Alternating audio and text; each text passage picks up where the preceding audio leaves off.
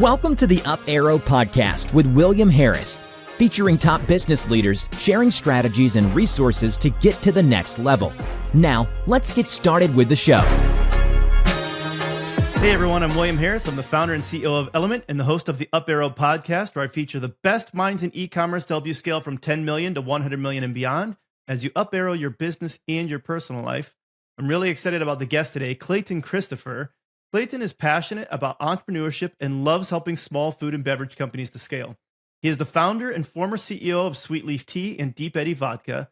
Clayton is also the co-founder of Waterloo Sparkling Water, Rhythm Superfoods, Naturally Austin, Bridge Leasing Group, and SKU, the largest consumer product accelerator in the U.S. In both 2006 and 2020, he was awarded the Ernst Young Entrepreneur of the Year for Central Texas. He is also the recipient of the Austin Under 40 Austinite of the Year Award. And Clayton has served on the University of Texas President's Innovation Board and the Advisory Board of Big Brothers, Big Sisters. You're not busy at all. I'm excited to have you here, Clayton. So glad to be here, William. Really appreciate you bringing me on, and especially the day before Thanksgiving. You know, I know we're all starting to think about turkey and family, Gobble. Yeah, but why not a little more education and jumping into some fun conversation, you know, before we head out for the holiday. 100%. And I got to give a shout out to Robert Gilbreth for putting us in touch. Former CMO of ShipStation, friend, and previous guest of the Up Arrow podcast. Actually, episode number 4. If you guys want to go back and check that out, it's a really good one as well. But thank you, Robert, for putting us in touch. Excited to chat with Clayton here. We're talking about DNVB to retail, learning about omnichannel CPG secrets from 3-time 9-figure founder Clayton Christopher. But before we do, I do want to announce our sponsor. This episode is brought to you by Element. Element is an award-winning advertising agency optimizing e-commerce campaigns around profit. In fact, we've helped 13 of our customers get acquired, with the largest one selling for nearly $800 million and one that IPO'd recently. You can learn more on our website at element.com, which is spelled ELUMYNT.com. That said, on to the good stuff. Like I said, again, 3-time 9-figure founder. So Sweet Leaf Tea, which was acquired by Nestlé, Deep Eddy Vodka acquired by Heaven Hill Distilleries, and Waterloo Sparkling Water acquired by Flexus Capital. You've built not one, but 3 of these. Clearly, you have figured out some secrets that I think are going to be beneficial to a lot of people listening in today. But let's start at the beginning. What got you into the beverage industry with Sweet Leaf Tea? Okay, I'll take you way back here. I was living on a sailboat down in the Florida Keys in the Bahamas as a charter boat captain.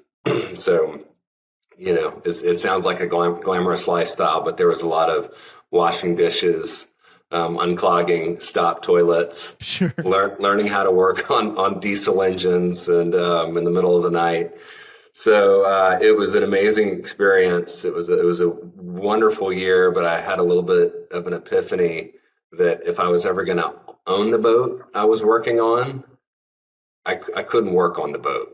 Also, yeah. I need to get a real job and make more money. So I knew that I wanted to work for myself. I knew that I wanted to start a business. My father was an entrepreneur, and you know, when you grow up in that lifestyle, you kind of take it for granted that it doesn't seem like some enormous risk to take that leap of faith and start your own business. I kind of saw it as like, that's likely what you do at a certain age. So really the question came down to, what is it that I want to do? And I was lucky enough to meet a guy named Ronnie Carlton, who had a company called Milo's Tea, which is a very successful iced tea company based in Birmingham, Alabama.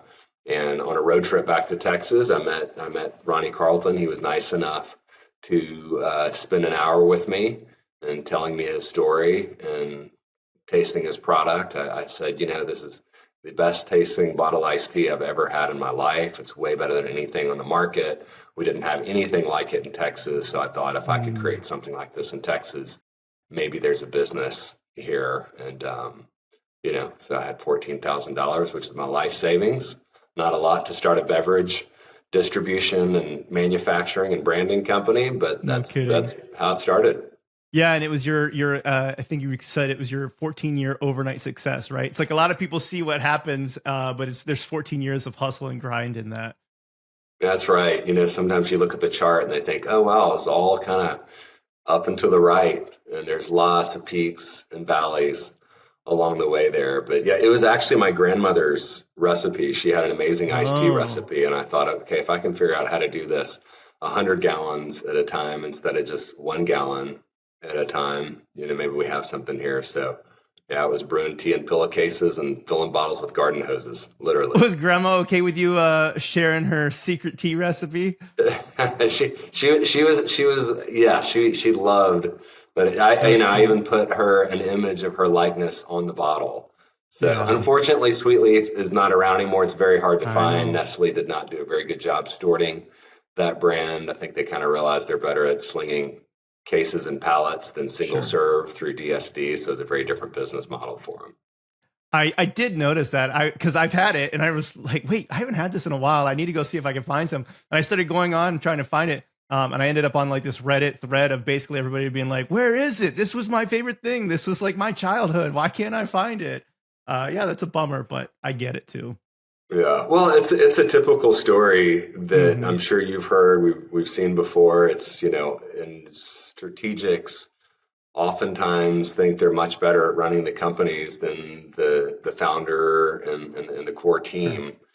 And, in the case of Nestle, unfortunately, it was, I mean, they had laid off 80% of our employees within the first few months of the business and tried to Mm. kind of just completely integrate it. And it's, we were still an infant within, they were doing this a $70 billion revenue Sure. company at the time. We were only doing like 100 million. I mean, we were like a toddler learning how to Dang. crawl still. So, you have to handle those size companies very different. They're still Yeah. susceptible to lots of injuries as they're growing up. So they Yeah. learn the hard way. But there's it does seem like strategics now have been much more thoughtful in leaving these brands semi-independent, Let's and much talk more about successful. some of the injuries, if you would call them that. But like some of the things that you ran into. So 14 years growing a business, there are likely challenges that you run into. What are some of the things that you discovered as you were building this that you're like, I had no idea when you got into the business, and you're like, oh, this is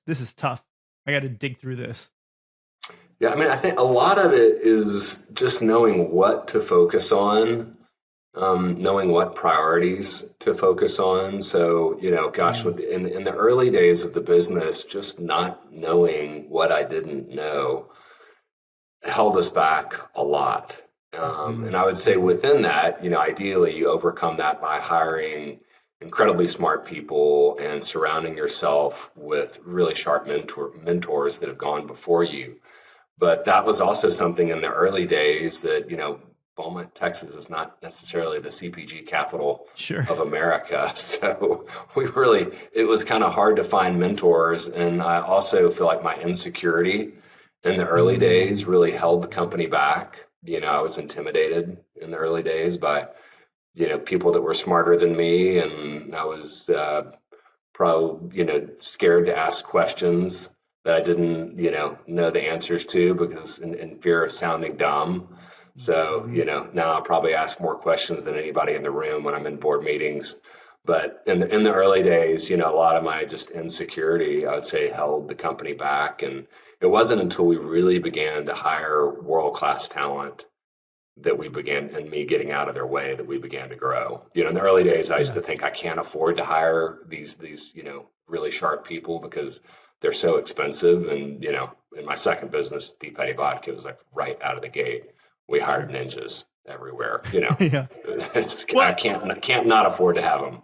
and that's a common founder issue, right? You're like, I can't afford to hire them. I can't afford not to hire them. And the ego can get in the way.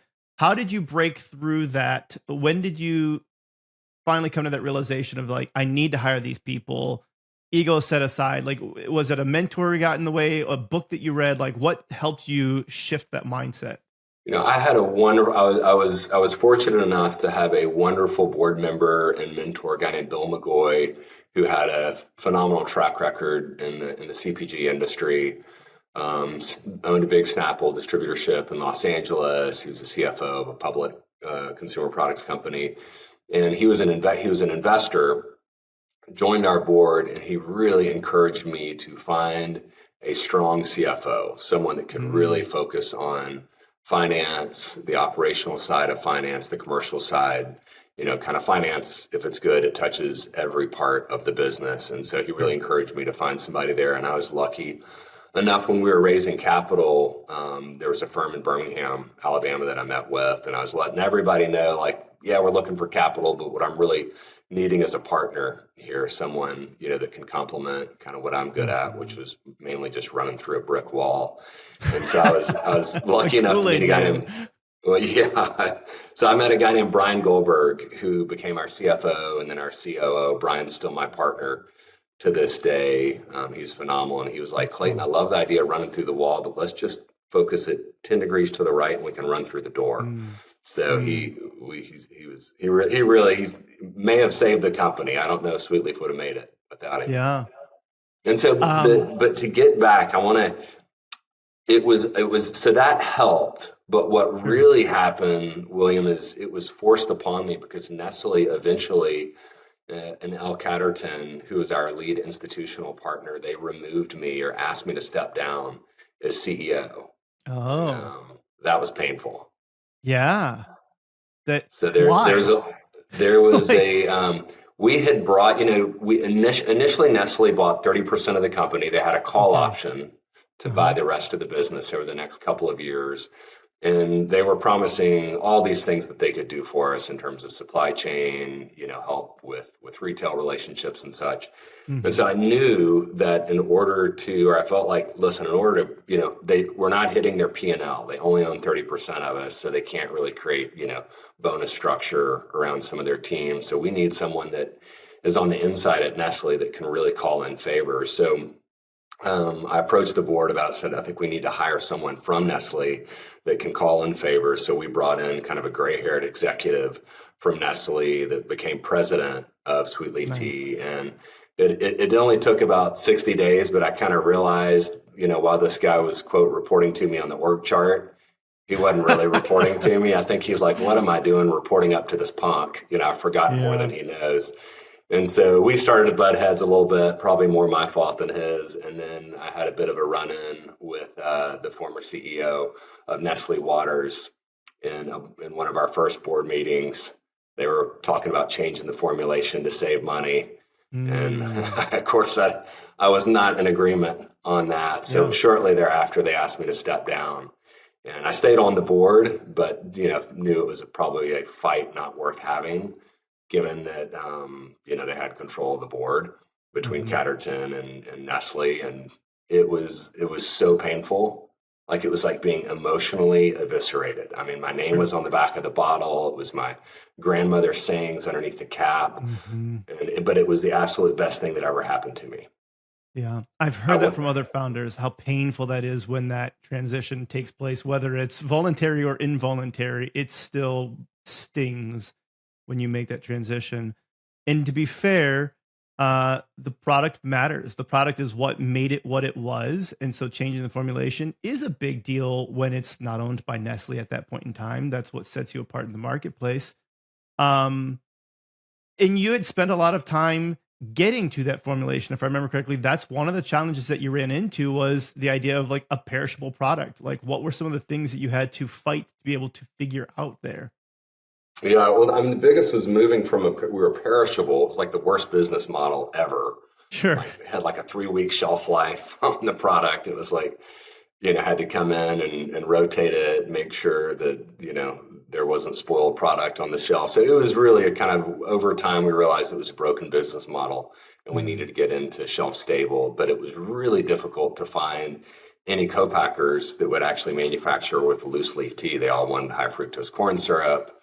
Sure. They wanted caramel coloring, tea flavoring, and we were using granulated organic cane sugar and loose leaf tea. So we really had to teach some co-packers how to brew tea and kind of invent that ourselves. So it was, but that's what made it special. And that's why I think I probably also held on really tightly when Nestle was wanting to tinker with the formulation to save a few pennies. Yeah, which is fair. There was another story you told me that I appreciated, and I hope it's okay if we bring this up here as well.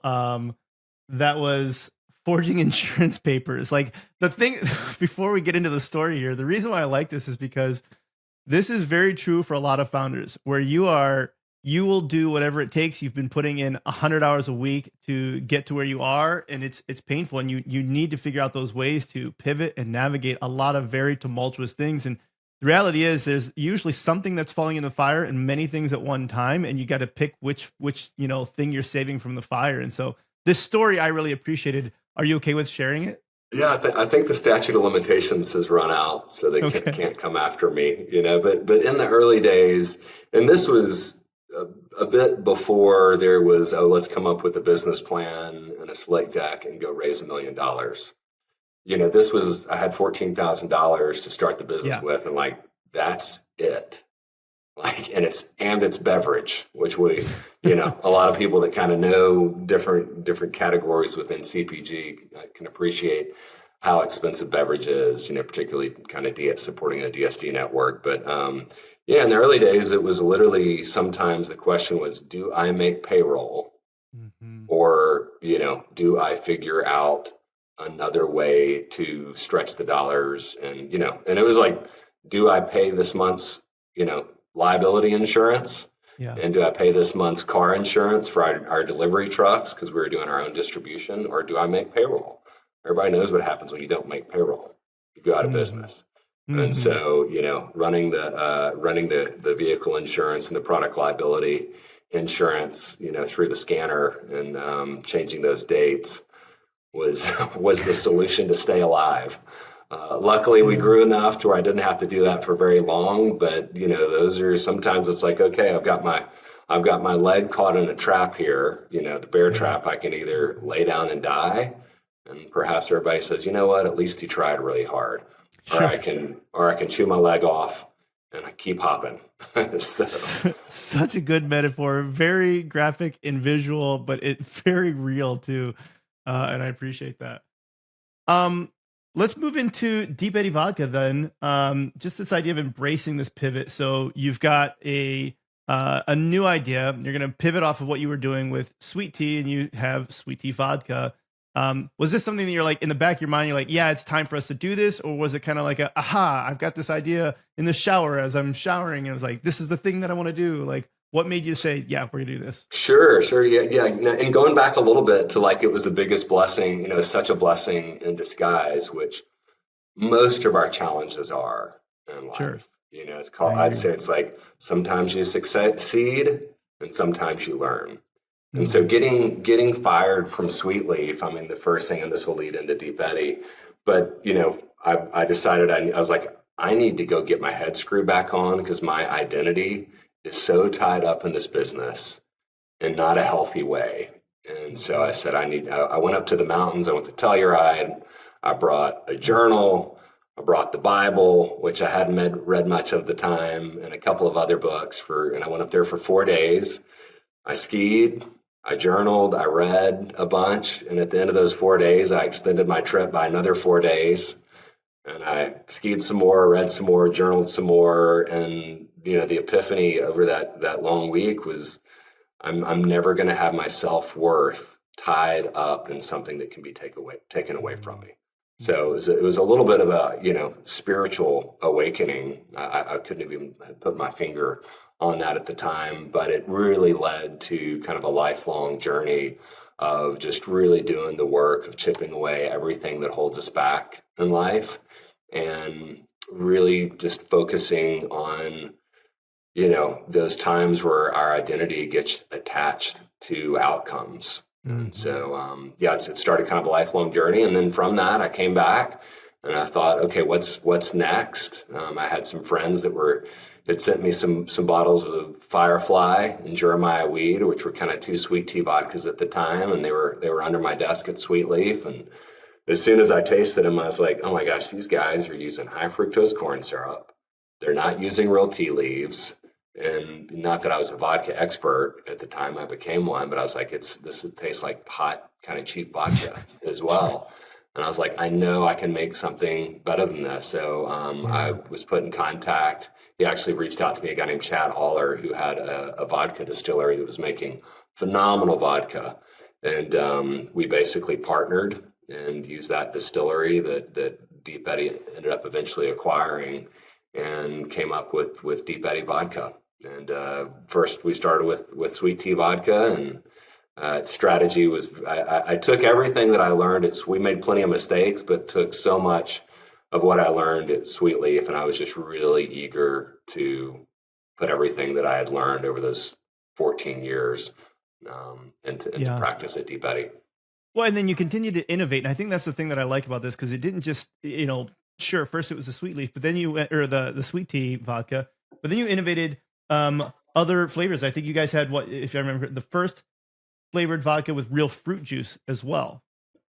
Right. It was, and if you look at this, I'm sure you've seen this countless times. It's so often, not all the times, but so oftentimes, what gets an entrepreneur to the proverbial top of the mountain is not what they started with. Mm-hmm. So I think it's being and the best entrepreneurs I've found is they're far more committed to getting to the proverbial top of the mountain than they are like being right. Because if it's being right, it's like they will fall on the sword and die over like being right over, a product's not working, but they keep throwing money at it and keep throwing money at it, being like, let's learn, let's pivot, let's take what we learned and put it into practice to change direction if we need to for the company. So, one of the biggest change in strategy that we made in Deep Eddy right out of the gate is like at Sweet Leaf, I expanded way too quickly. Too many markets, too many geographies, too many stores.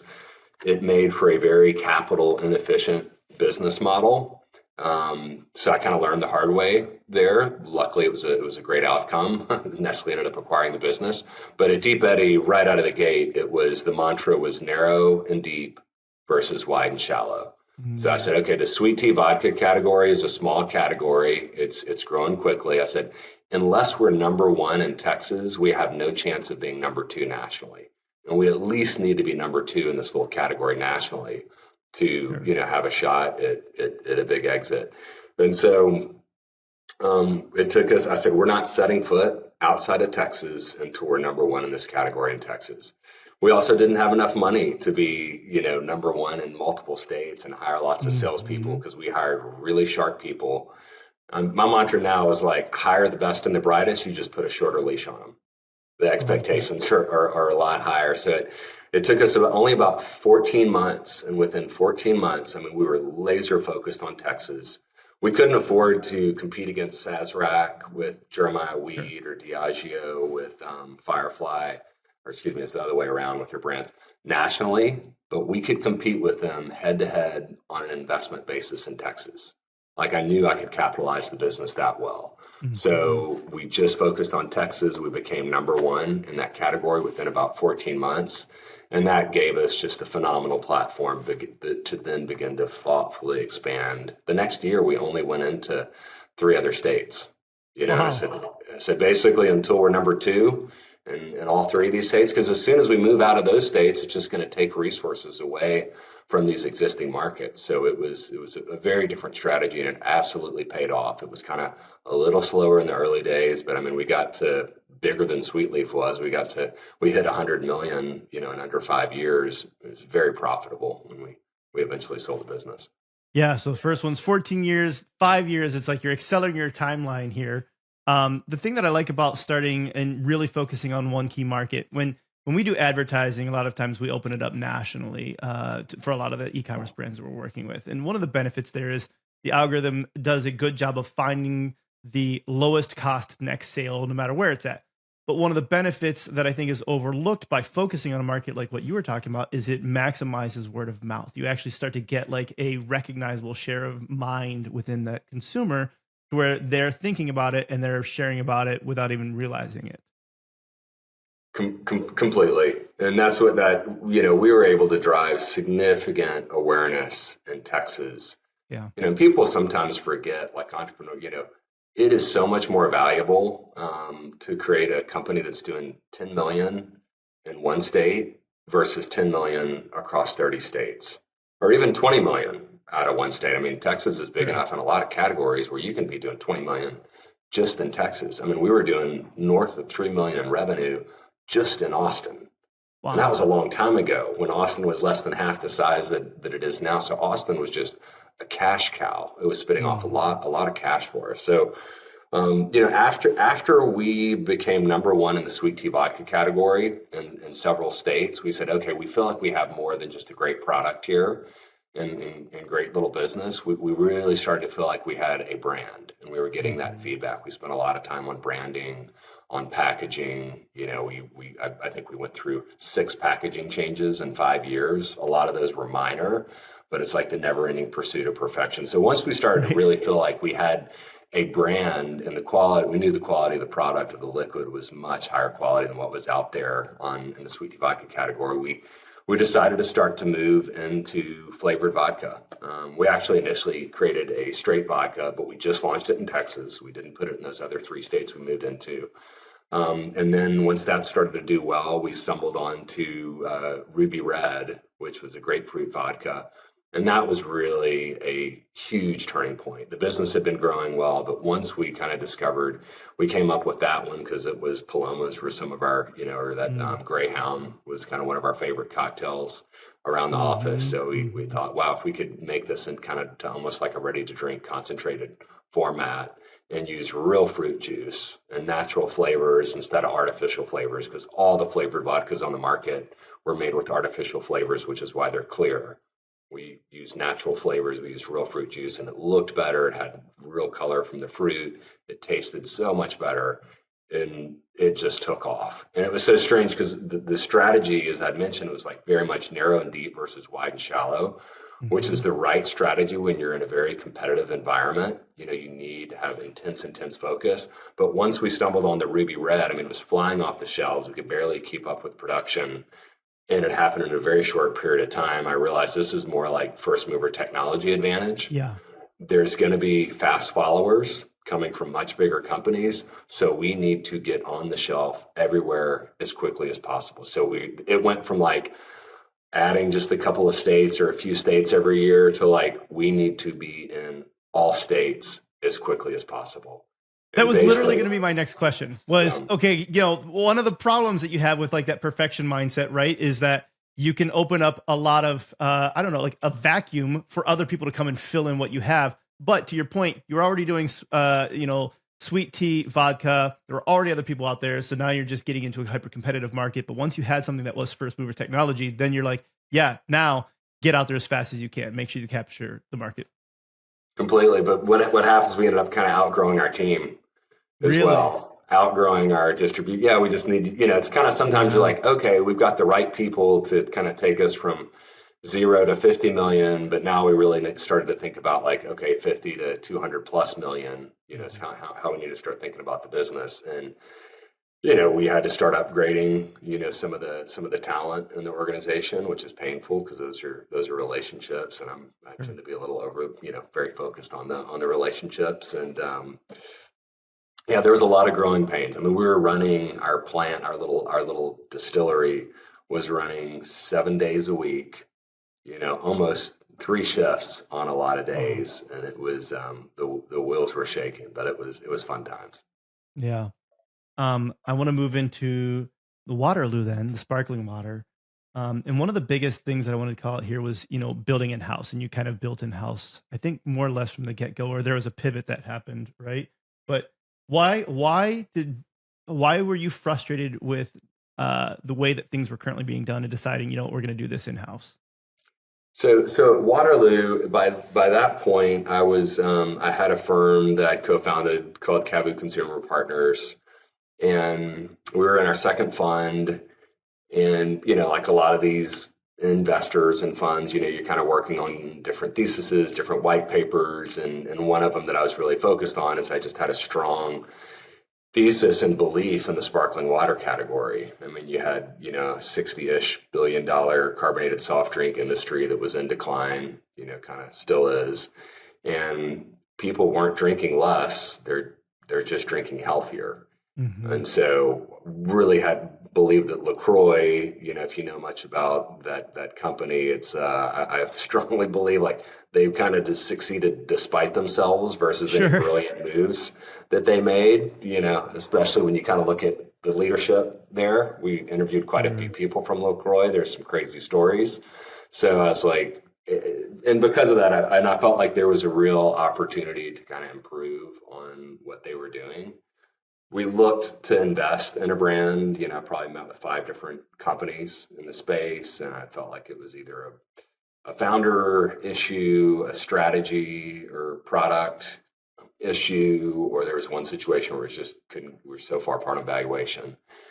And so I said, let's just do it ourselves, and decided to incubate it in-house. So we incubated it in-house, hired kind of a MBA type general manager to kind of get QuickBooks set up and manufacturing, hired some people I knew to help with R&D and with marketing literally came up with the name, which is the name of Austin. Before Austin was Austin, Texas, it was I didn't Waterloo. realize that. Yeah, which is Really? so Austin was named after Stephen F. Austin, kind of the first president of Texas.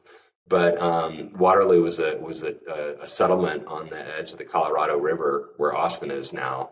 And so really so many of my brands that kind of harken back to the DNA of Austin, this city that I live in. And so, yeah, we incubated it kind of inside our office at Cavu in the basement, and then until we kind of really got it launched, and then they moved out. But eventually we brought on a CEO who's still CEO there that has been a phenomenal steward of the business, and just kind of helped them build their team out, and it was a tremendous outcome. The brand's still doing well. We sold our share to, as you mentioned, kind of Flexus Capital, which is also Eurazeo out of Europe, a large private equity firm. Yeah. And then this one was your fastest growth to 100 million, 3 years, I think you said roughly.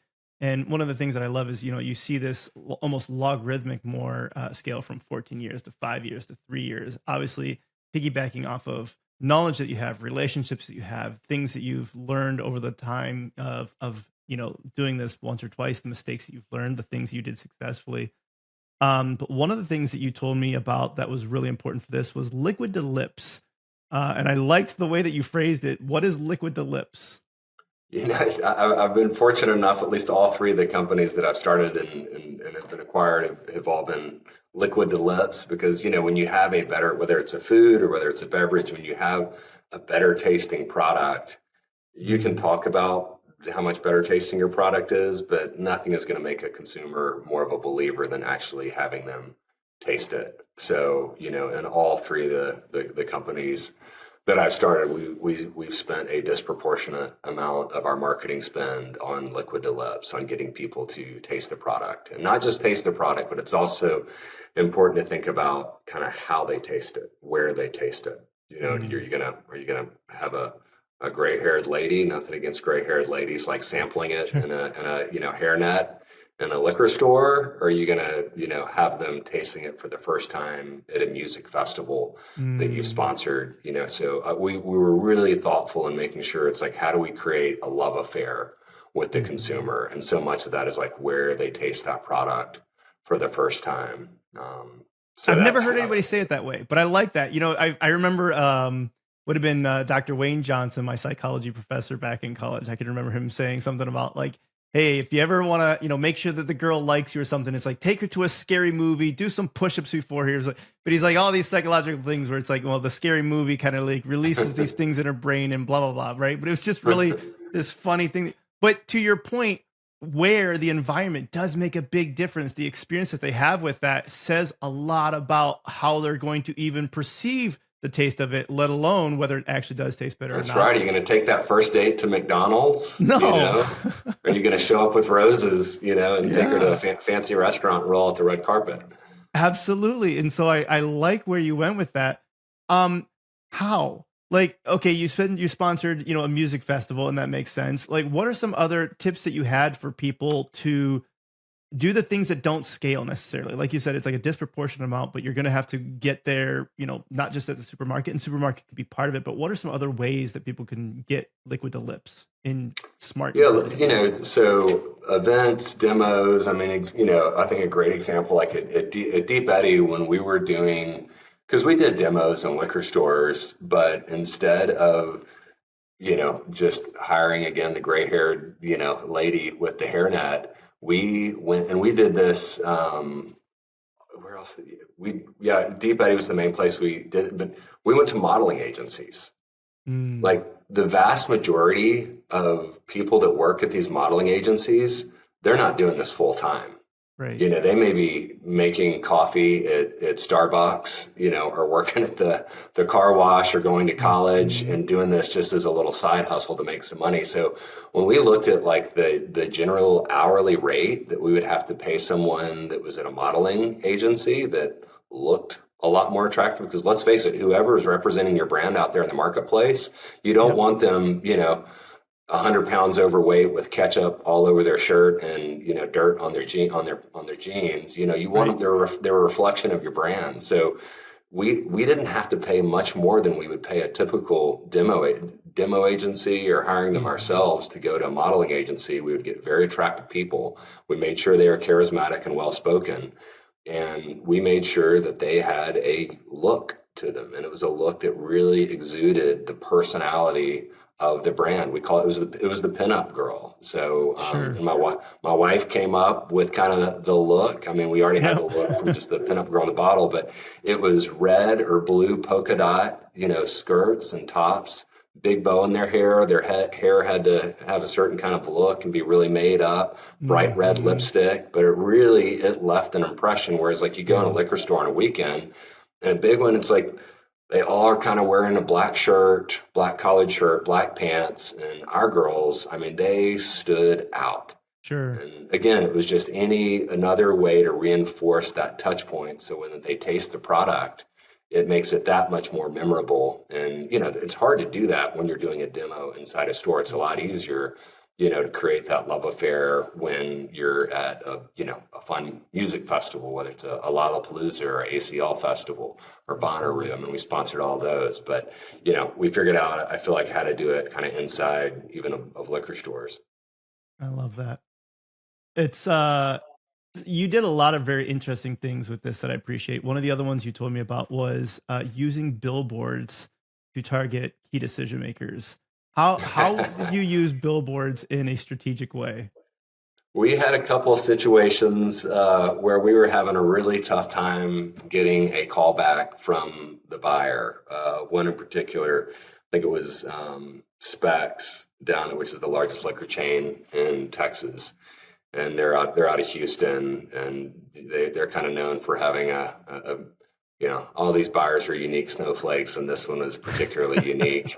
And so we were having a really tough time getting a time of day from this buyer when we should have, because the brand was doing really well. We just didn't have distribution in the largest liquor store in Texas, which was a problem. So found out where, like any scrappy entrepreneur, found out where he lived, knew where the corporate office was, kind of saw there was only two ways for him to get to that office. And we bought up all the small little billboards along the way. We kind of stayed off the interstate, didn't want to spend that much money.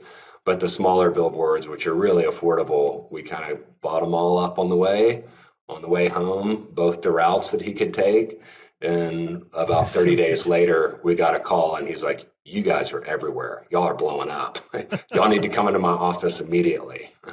It's so smart. I'll say we've done this on the Facebook ad side with people that are trying to get into different, retailers, where we'll say, okay, great, I'll target, give me your 5 best articles talking about why you're so amazing and whatever. Right. And then we're going to target those articles around the global corporate headquarters of whoever those people are on Facebook. We're going to just make sure anybody that works at Target, Walmart, whoever it is that you're trying to target, we're going to make sure that they see just over and over again. It's like, this is the best, this is the best, this is the best. And so saying it, and so say it. And it could be, a couple $100, but now you've made sure that they are definitely aware of you. And then when you make that phone call out there, you're like, hey, okay, likelihood of getting the call is a lot higher. But Billboards is a new one for me. I haven't heard anybody doing that. So much of it, so much of it, as you mentioned, it's like about looking, in some ways, acting like a company that's much bigger and much more sophisticated than you actually are. Having really thoughtful website design, even if you're a small business just getting started, paying a maniacal attention to detail, on the font, on the colors, on the user interface, on the packaging. Packaging, my mantra was always like, it's the never ending pursuit of perfection. It's never going to be perfect, but it's never done. Packaging, it's like a living, breathing human. It evolves. Like even the big companies, Coke, I mean, the packaging that they have now, if you look at their bottles, is different than what it was 10 years ago. Much different than it was, 50 years ago. So I think kind of taking that lens is so important to packaging, just having a very dynamic viewpoint of like, this is a living, breathing human. It's got a personality. It's a never-ending pursuit of perfection. I mean, we're constantly tweaking, like, can we emboss the glass? Can we add a little texture to the label? Can we add some foil on the label? How about our logo on top of the cap? I mean, like I said, we went through 6 real packaging changes and some that were more minor, in a 5-year period at Deep Eddy. I want to come back to the packaging in just a second, but I have a quick tangent that I want to jump back to on the signs that just, I don't know, jumped into my little ADHD brain here.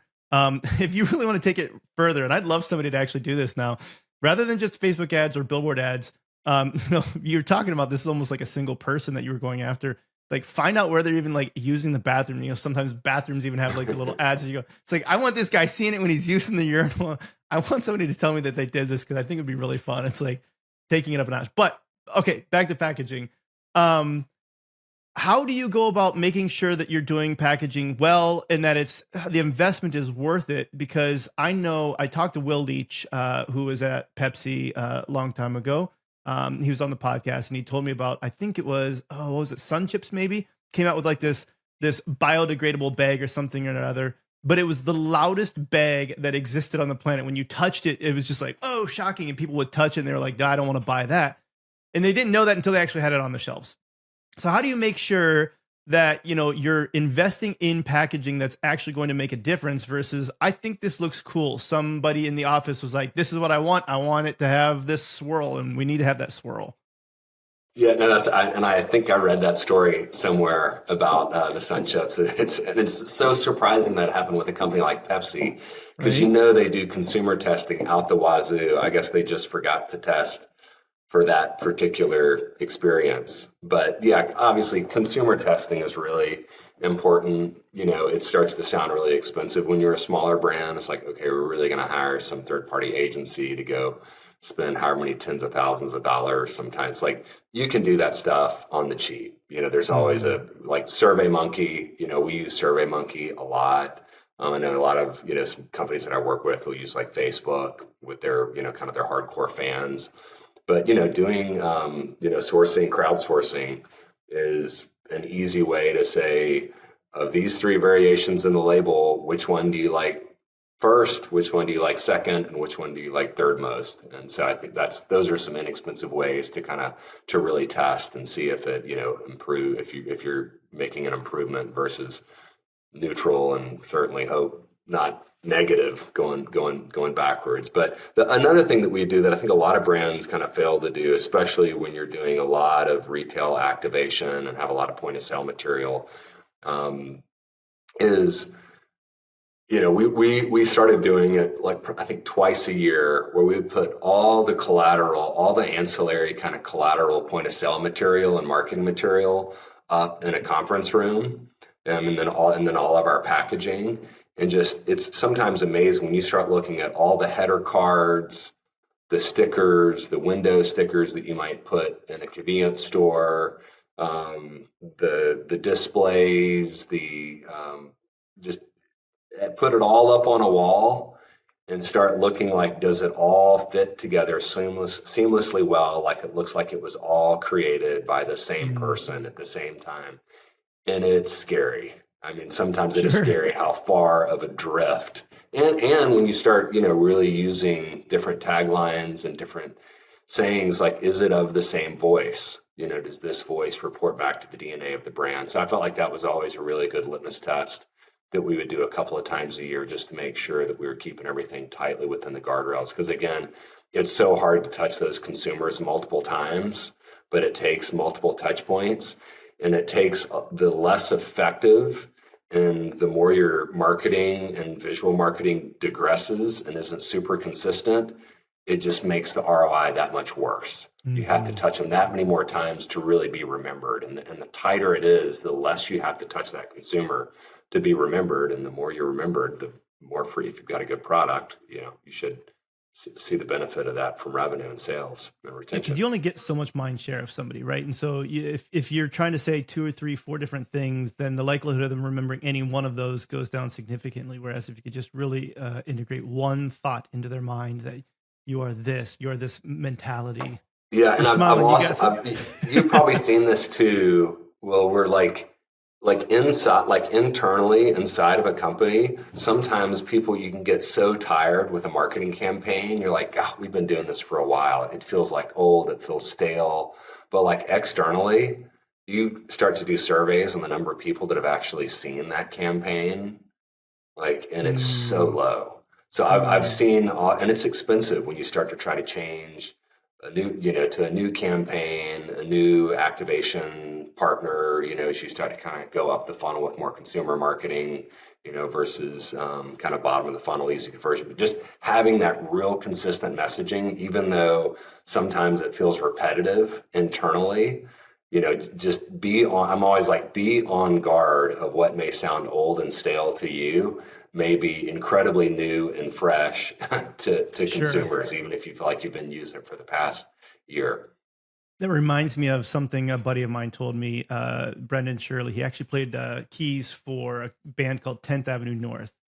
And they would do shows, all over the world. And as you can imagine, anytime a musician's doing the same song for the 3,000th time, to them, it maybe almost lacks the same sincerity that it did when they first wrote it or when they first played it. But to the audience, even if they've heard it 10 or 100 times, to them, it still impacts them significantly because they're not hearing it as often. It's one that they maybe even know the words to, and so they're singing along with it, and that's even better than one that they don't know. They're like, I can't sing along to this one. And so that experience is amplified by their knowledge of the words. And so that's one of the things I think that he mentioned. That's such a great analogy. I'm gonna quote. That's such a great analogy. Yeah, it's like the band's so sick of it, they've been playing it over and over, and you're like, I've only heard this band one time. Like I want to hear my favorite song again. It's not old at all. Yeah. So it sounds like we've kind of really shifted into this idea of like, what are some of the things that DNVBs need to understand when they're going retail, and packaging being one of them, and this, making sure that all of your sales collateral is saying the same thing, has the same persona and voice and texture and everything. What are some other things that DNVBs oftentimes miss when they start going into retail locations that you're like, you can tell that they're green in the retail space and they need to level up on this? And William, what's DNVBs? Yeah, digitally native value brands or whatever, or let's just say like, they've only existed online, and now they're really trying to get into retail locations. Totally. I mean, the biggest one is like, obviously, when you're a digitally native brand, you've got a captive audience. Yeah. And you have the luxury of being able to bring that brand to life, in a very captive environment.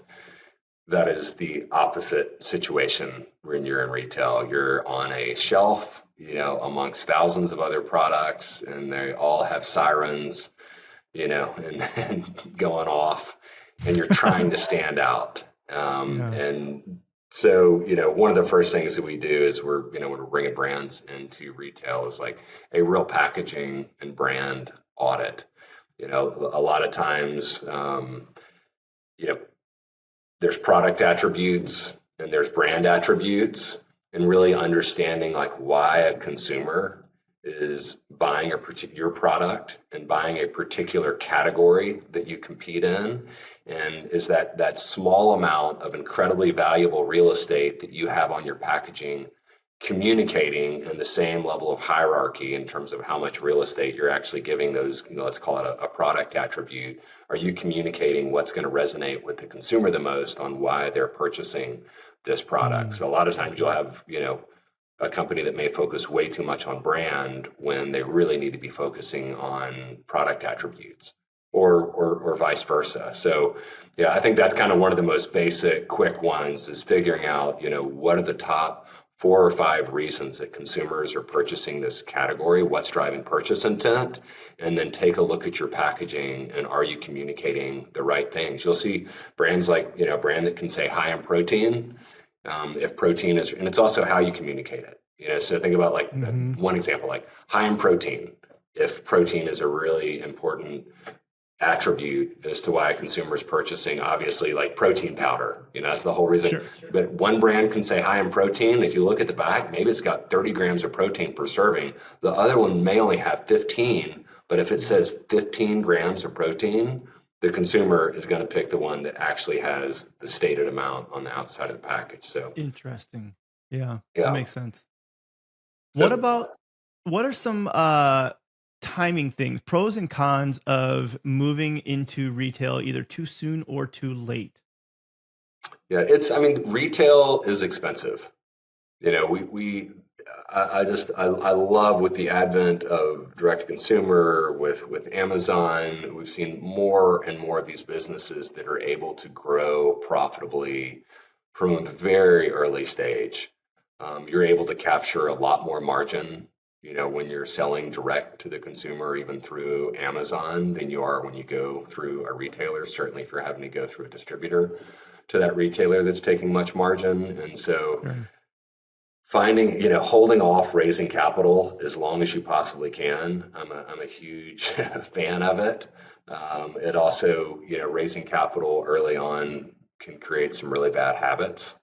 So, you're going to make lots of mistakes along the way. Make them when there's small dollars at stake. You're going to learn a lot faster on your own dollar than you will on somebody else's dollar.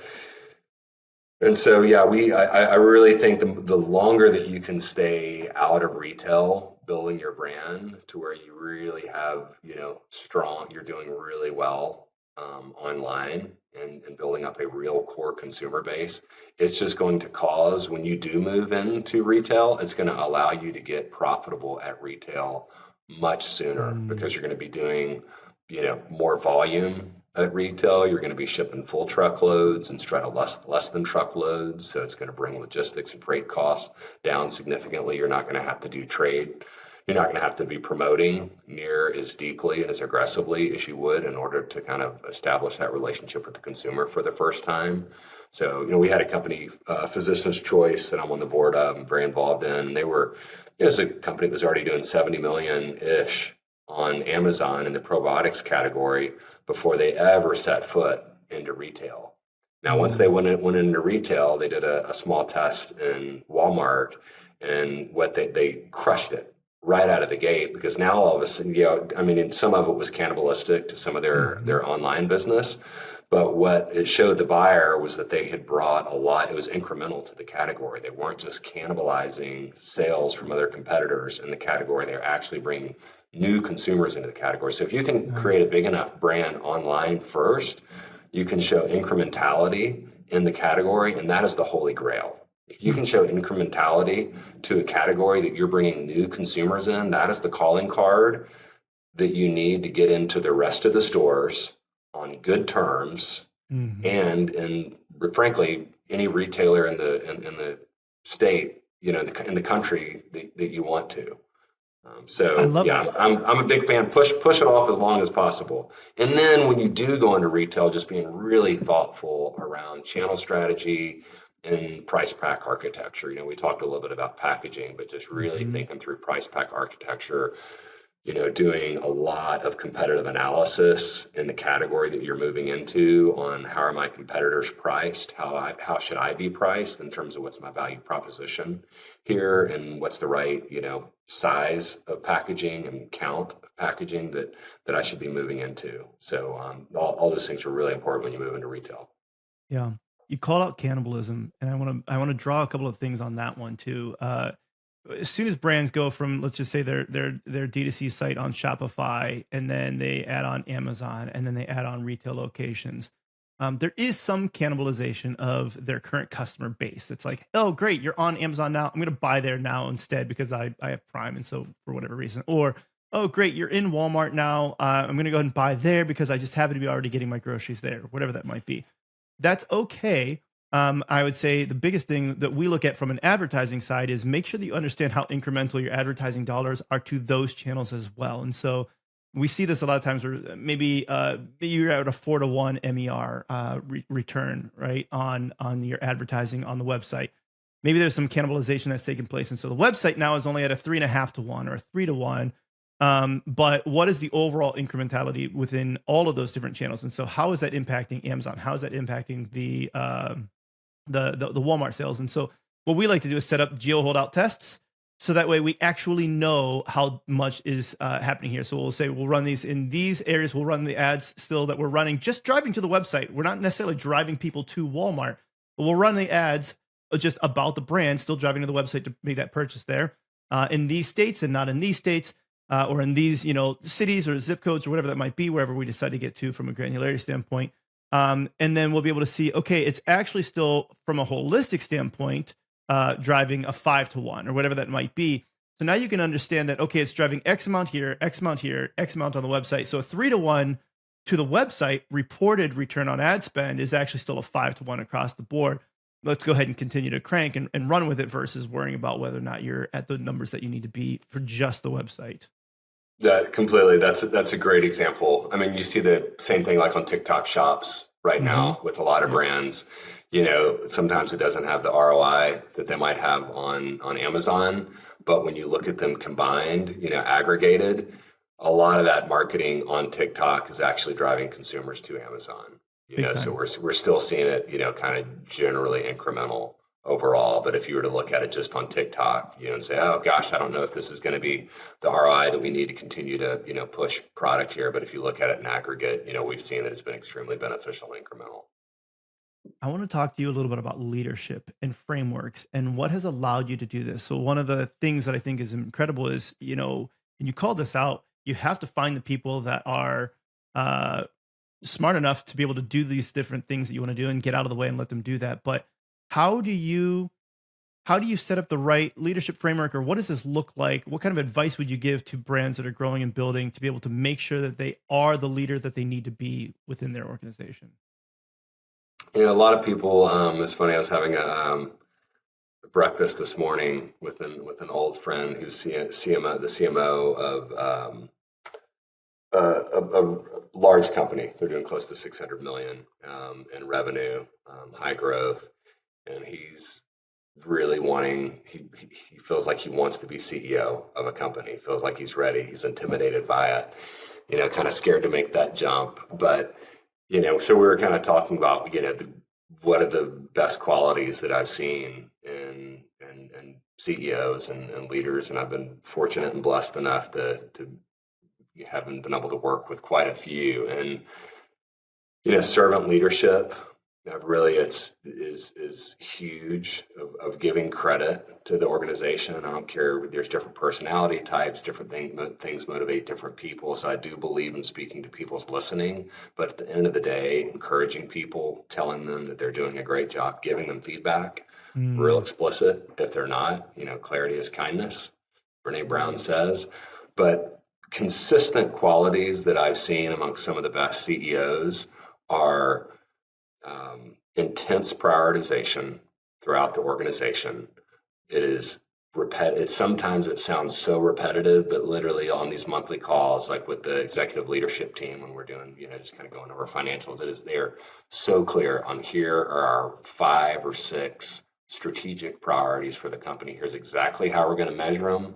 Here is who is in charge of executing on this. Here's who is support. Basically, everyone in the organization knowing which of these strategic priorities they have responsibility over and how they flow into that, and knowing exactly here's how we're going to measure success, action plan around it, who, what, when, But we spend more time talking about those strategic priorities and initiatives than we do going over financials or anything like that. So that's something that I've seen is very consistent amongst the best leaders, is being able to make sure that the entire organization knows exactly. One of the things that we do consistently, like when we're doing diligence on a business, is I love talking to different people on the leadership team and just saying, what are your top, as an organization, what are your top 3 priorities?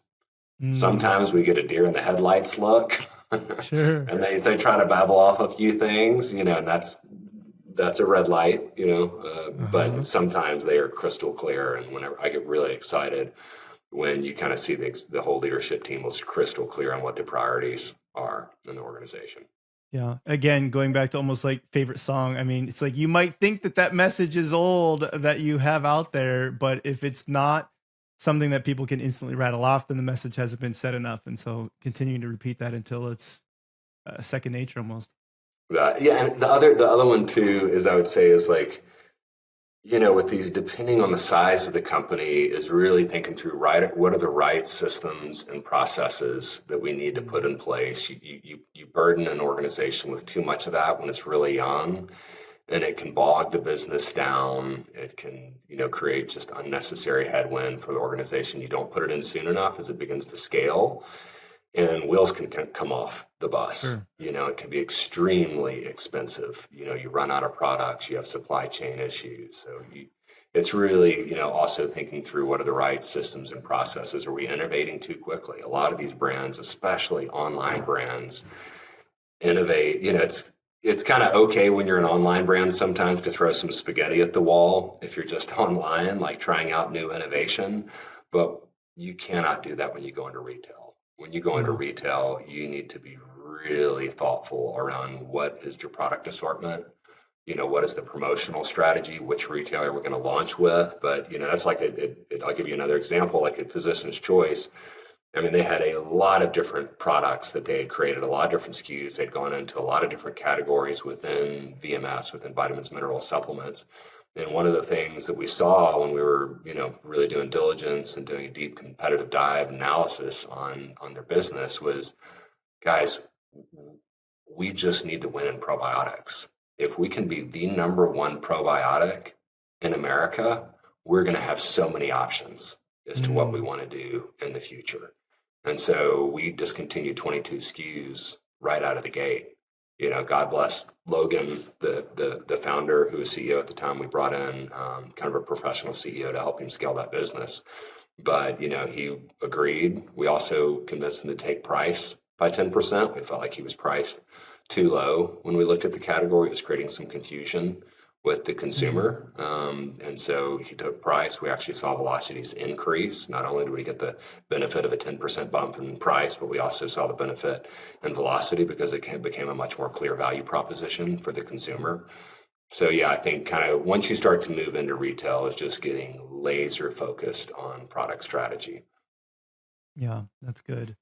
You mentioned the wheels could fall off if you don't have the right process in place. Let's talk about a CPG fiasco. Prime Energy drink, Logan Paul. What do you think? What did they do well and what did they not do well? Gosh, I have not studied that real closely. From what I've heard listen, they already had a phenomenal business with Alani Nu, as the platform. So they had the voice, they had the ear of the distributors. They had a large sales force. They had the ear of the retailers. They had proven, they'd already proven success. So that gives you a lot of credibility. You're going to get a lot of yeses right out of the gate. And they expanded incredibly quickly with Prime. From what I've heard, the product doesn't taste very good. I heard Liquid to lips. Liquid to lips. At the end of the day, it doesn't matter, what the nutritional panel looks like. It has to be a product that tastes great. Consumers vote with their wallet and they vote with their palate, and it has to be a product that tastes great. They'll tell you it has to be good for you, but if the nutrition panel looks amazing and it doesn't taste good, they're not going to come back. So you can't compromise on flavor. You can't compromise on taste. And back to Waterloo, that was one of the things that we felt. We felt like there was an opportunity to convert some of these consumers that were drinking soda, that were drinking diet soda, that they knew sugar wasn't good for you, but making the jump to a LaCroix was just way too big from a taste perspective.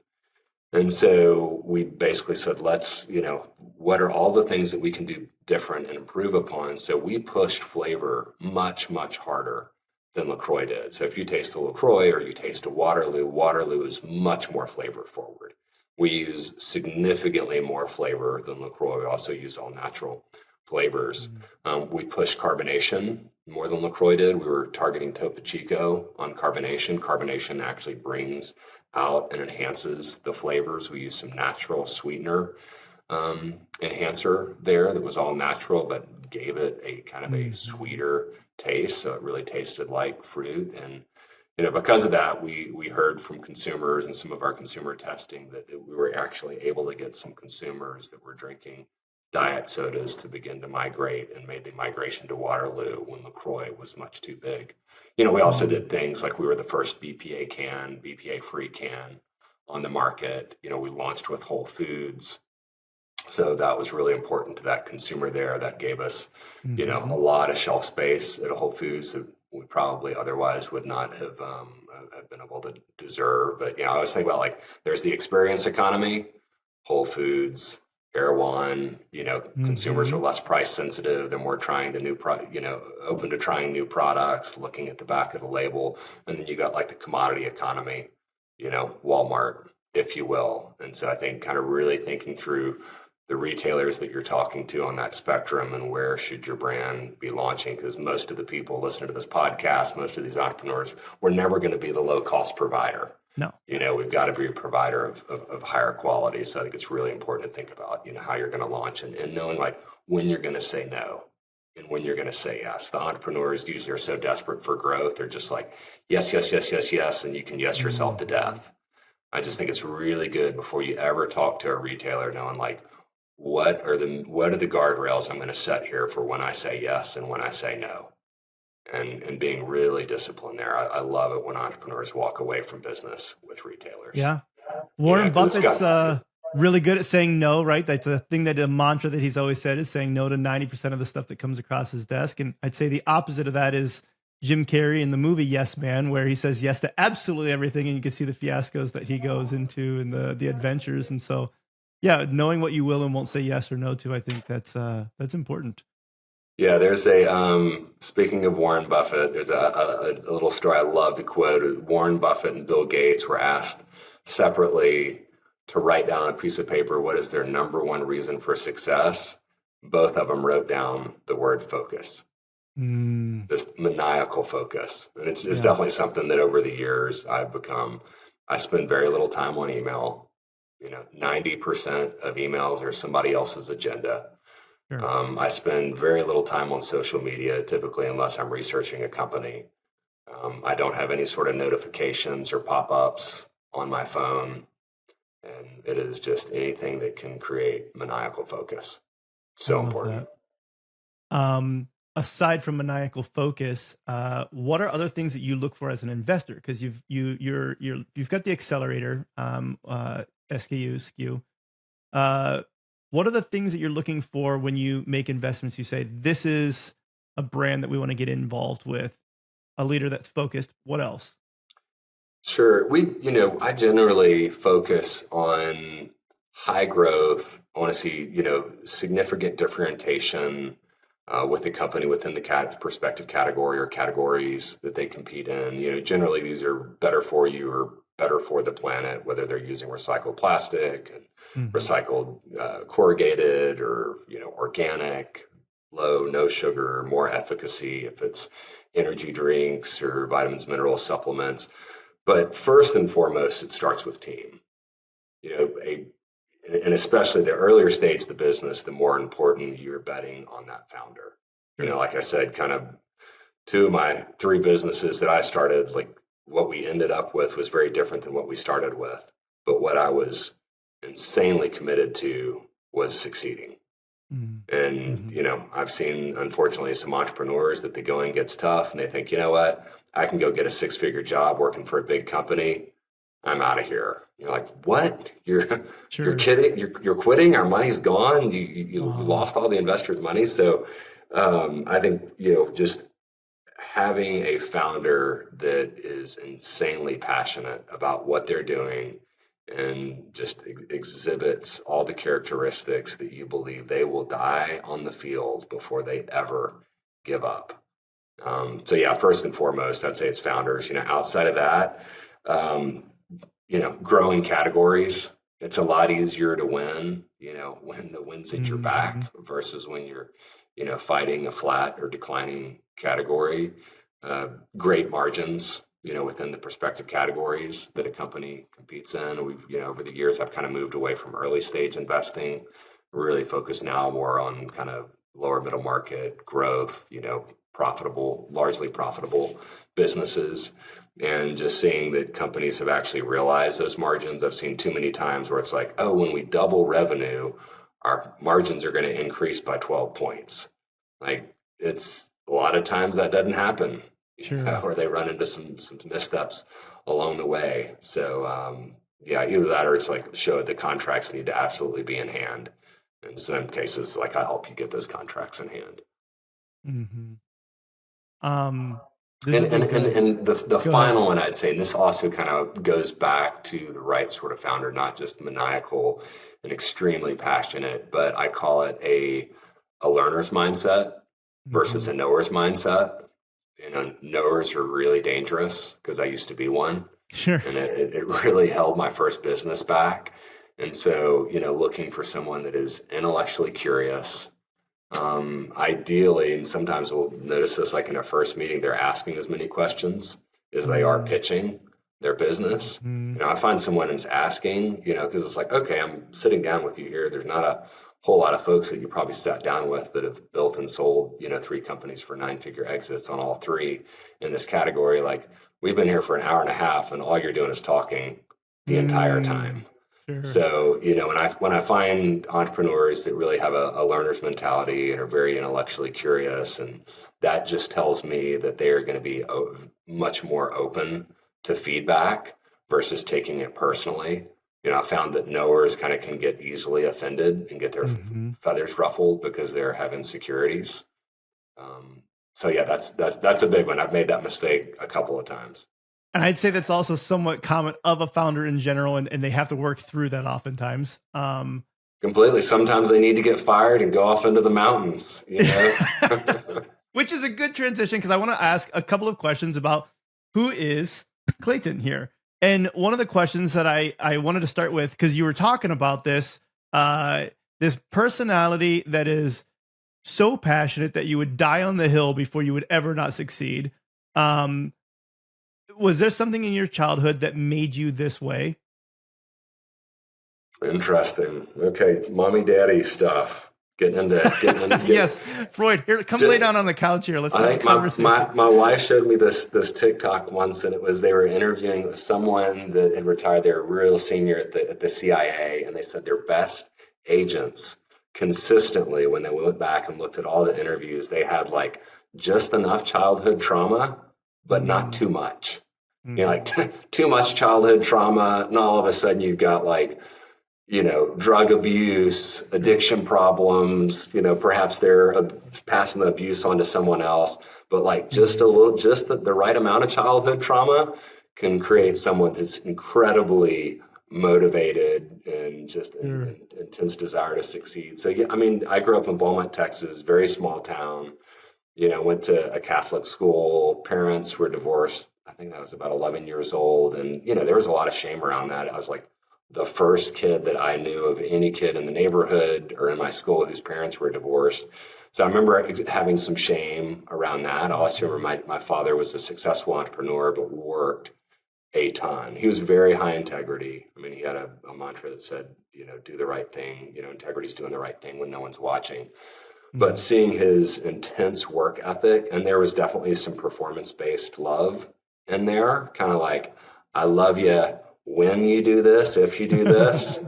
And so, I mean, I always knew I was loved, but there was definitely some of that performance-based love that, I've spent a lot of money and a lot of therapy moving past. But I would say a lot of those elements it's made me incredibly driven. I made a very humble living racing bikes for a while. I raced bikes all over the US. I was on the pro tour for a couple of years. Wow. And I took, obviously not near good enough to make a living at it and be on the European pro tour, but took a lot of that competitive element, that drive and just overcoming adversity and kind of push that into business. So yeah, that's kind of some of the background that keeps me intensely motivated. But I would say now, like, the mantra, especially after all that work, and I do daily work, is leave everything on the field, but hold the outcome so lightly. Like, I really do. I want to know that I've left everything on the field. Incredibly competitive, but it's all good. Like, hold the outcome so lightly. Don't be attached to it. It's really good. I trust that everything is unfolding as exactly as it should be unfolding. That's a very stoic mindset too, which I appreciate. A little Ryan Holiday there. Yeah, exactly. The Austin obstacle is the way, right? Yeah. You mentioned that you have a very good morning routine, and that's one of the things that helps kind of keep you in this right mindset. What is your morning routine like? Yeah, I think it's almost like the Alcoholics Anonymous. It's like my morning routine is kind of what helps me deal with my addiction. Yeah. And listen, I have a saying that, like, work doesn't create stress. It's our relationship with work that creates stress. And, we all go through insanely busy seasons sometimes and put more on our plate than we can digest. But, regardless, and I'm in a very intense work season right now, but it's like, there's really no stress around it. And, so my morning routine, that I feel like if I don't have the routine, the wheels will start shaking and eventually one of the wheels will come off. And I know what that looks like. It's not good, almost ruined my marriage because of that. So my morning routine is like the first thing. And I feel like it's so important to do it first thing in the morning because it sets the tone and the relationship for the entire day.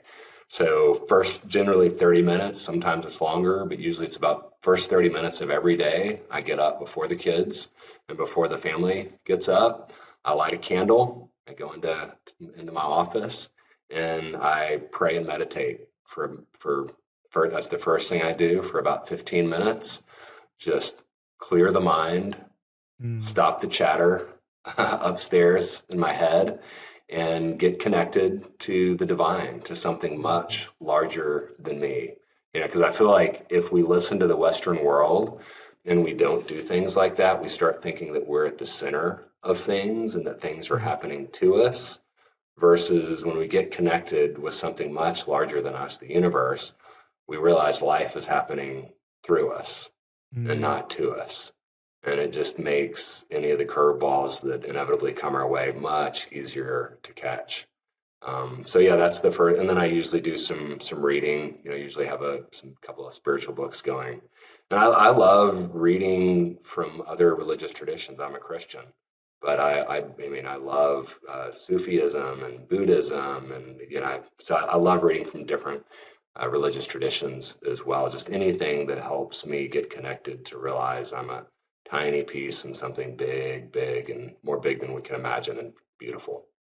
Yeah, there's truth found throughout all different types of books or wisdoms that have been throughout, right? Like, there's things that have been tried and tested over thousands of years that we can learn from, and you got to know how to filter that. But there's a lot that we learned.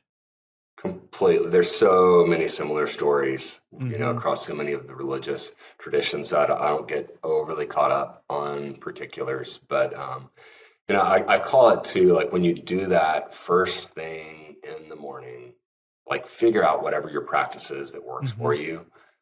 But like, it helps me work on the business and not in the business, because when I start working too much in the business, I can lose my temper with things. I can be short with people. I can get attached to outcomes. I let my emotion it becomes sometimes not in check and, start making emotionally based decisions, which that is never a good thing. I want to make very objective decisions and set my, I like it now. Like when I, as long as I'm keeping on my morning practice, it's like, it's really hard to offend me.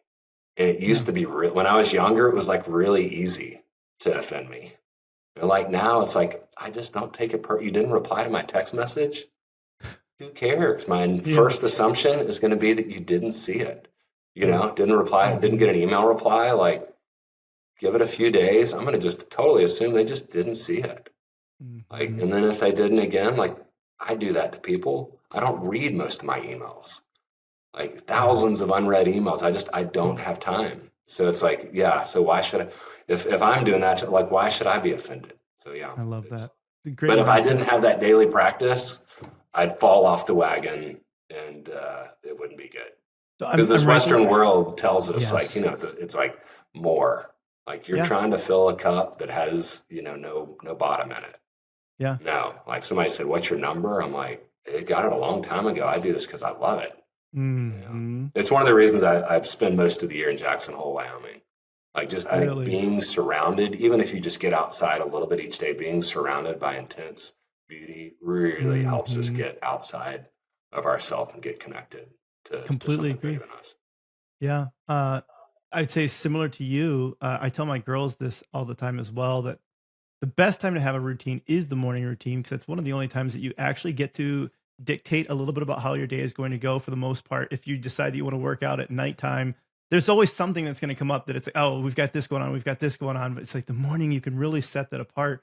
And similarly, I wake up, I do my workout, I read my Bible, I read the Daily Stoic, and then I pray. And it's every day just like that, because it's that time that I've set aside. And similarly to you, I'd say that that's really what allows me to stay really focused and grounded, because like a typical founder, I can get a little hot-headed and a little bit frustrated and a little bit whatever. And I need that to kind of keep me centered. That's awesome, Wayne. I didn't know we had that in common. Yeah. And the other thing that I love hearing you say is like, your girls, like every day they're looking at us saying, how should I act? How should I show up in this world? What are the practices I should develop? I want my kids saying, oh yeah, every time, whenever we got up, there Daddy was in his office with the candle lit. I like the candle. I don't do that. Reading a book. Need to do that. I think that, there's almost like something, some people like light incense. There's something just kind of like like the tea, like the tea practice, like making the tea. It's not about making the tea, it's about the process, and it's like so many people are chasing this proverbial top of the mountain when, having been there a few times and been in front row seats and a good bit of other times, whether it's an investor board member, it's like, it's always a little anticlimactic. Sometimes a good bit anticlimactic when you get there. Yeah, the bank account may change a little, extra zero or whatever, but like you're probably going to have the same friends, definitely have the same family, may even have the same house. But it's like the end of a great book that you don't want to end, and all of a sudden it's come to an end. Oftentimes, lots of employees are going to be let go if there's intense integration after an acquisition. For sure, the culture is going to change. Even if they try to leave the company semi-independent, it's inevitable that the culture is going to change. And, it's remembering like the journey is as important, if not more important than the destination, because what lasts are the memories or the relationships. It's the bank account, whatever. Like I eat the same food now that I was eating, 20 years ago when my balance sheet looked different, have the same friends. So it's the relationships along the way. We'll never regret over investing in relationships. Brilliant advice. I have one more thing that I need you to do. You kind of sound like you are the vocal twin of Matthew McConaughey. I don't know if anybody's ever told you that, but at least that's how it sounds like to me. I need you to just say, all right, all right, all right. I bet my wife just wish I looked like him. I just need you to say, all right, all right, all right. Like, all right, all right, all right. It's so good. It's been absolutely amazing having you on the show, talking to you, learning from you. If people wanted to work with you, follow you, learn from you, what's the best way for them to do that? Yeah, Astō Consumer Partners is the name of our fund. And Astō is Latin for to assist, to help. And that's what it's all about in life. It's not about us. It's about helping entrepreneurs and their companies reach their fullest fruition. Well, Clayton, it's been absolutely amazing talking to you today. I appreciate your time and knowledge and wisdom here. Thanks everyone for joining in. Have a great rest of your day. Thanks for listening to the Up Arrow podcast with William Harris. We'll see you again next time, and be sure to click subscribe to get future episodes.